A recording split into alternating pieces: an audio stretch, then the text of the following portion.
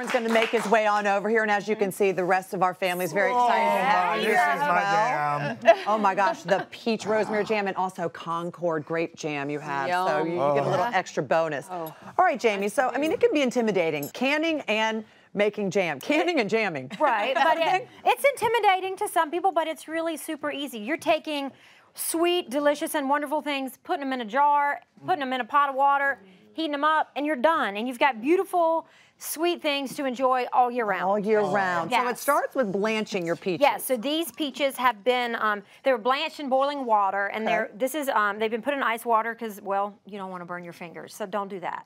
But it's important to blanch them so you can get the skin It's off. important to blanch them to see how easily the skin peels. So blanching is you bring think a you've pot. heard that. Yeah, you bring a pot of water to a boil, and then you drop fruit in it, and the skin peels off. You can do it with stone fruits, tomatoes, anything like that, and that way you get to the peels come off. Much easier. Yeah, easier. so these are the peels. So you peel them off pretty They easily come off like pretty that. easily. And This one is being do you finicky, also but- blanch the grapes to get the grape skin off? You don't have to. You can just pop them because with the grapes, you want to use the whole thing in the Oh, I grape thought it was just process. the skin. Yeah, Okay. so you puree the skins with sugar and use them, and that gives you natural pectin. Oh.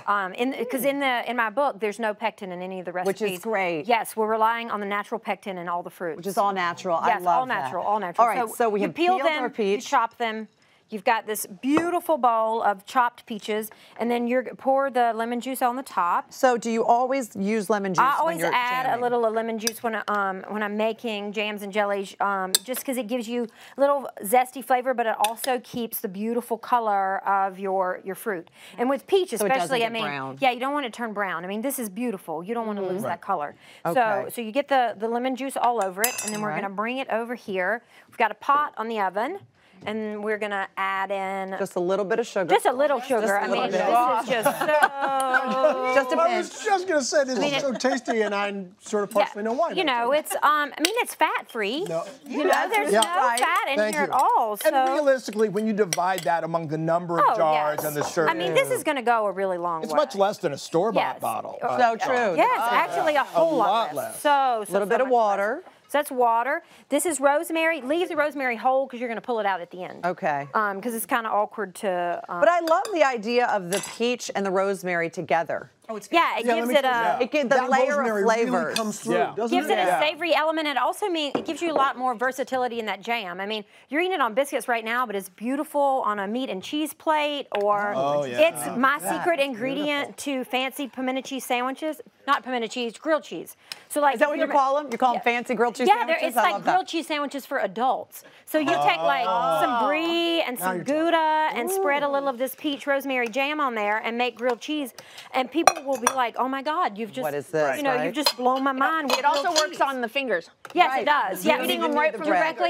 directly out of the jar with a spoon. I have a So question. Jamie, how long does this boil down for? So it can take anywhere from 30 minutes to 2 hours, and it all depends on how much moisture is in your fruit when you start out with. If it's a rainy season, you're going to have wetter peaches. Right. So, but if it's dry, your peaches are going to be dry, so they'll cook down faster. Okay, and you mash it as you go? Yes, so you take a potato masher or just a big old fork, and you want to break the fruit down. It'll help you. That'll help you get to the cook down point faster. So just mash as you And go. What's the secret to no pectin? Because I've tried it with no pectin before, and it comes out more like Time. a coulis and not like a jam. Time. Just keep cooking. You have to cook it longer. Keep cooking and keep stirring. I mean, you know, this can be a long day. Turn some good music on. Maybe have some champagne.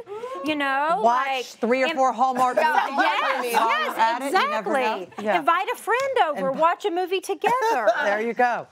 Now, how do we know when it is done? Oh, secret trick here. Hold on. Let me get a little plate. Okay. I love this over here. I'm just going to start stirring.